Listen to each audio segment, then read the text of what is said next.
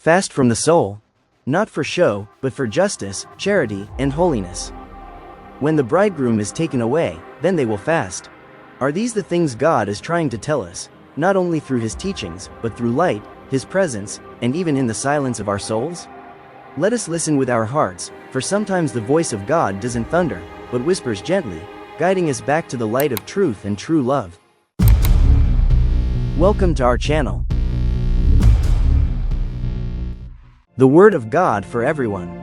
In today's message, Jesus speaks not just to the disciples of John, or the Pharisees, or the scribes, but to each one of us.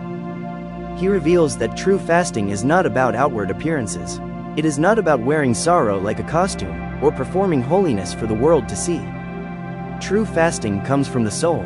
It is born of justice. It is alive with charity. It turns the heart back to God. When you fast, do not look somber as the hypocrites do. But wash your face, and your Father who sees what is done in secret will reward you. Matthew chapter 6 verses 16 to 18. Jesus warns us of hollow rituals. The Pharisees fasted, but their hearts remained far from God. Their lips moved in prayer, but their hands withheld love. Jesus said, "When the bridegroom is taken away, then they will fast." The bridegroom is Christ Himself. And when sin separates us from Him, fasting becomes the cry of the soul longing for reunion. Christ, who fasted in the desert for 40 days, shows us the way. He is tender in mercy, yet mighty in spirit. He stood face to face with Satan, and overcame. Man shall not live by bread alone, but by every word that comes from the mouth of God. Matthew chapter 4 verse 4.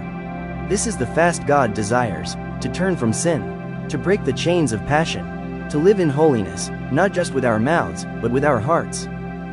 He reminds us to even be vigilant in what we consume, for nothing that feeds the flesh and starves the soul can bring us closer to heaven. So, fast, not to boast, not to pretend, but to empty yourself, that Christ may fill you.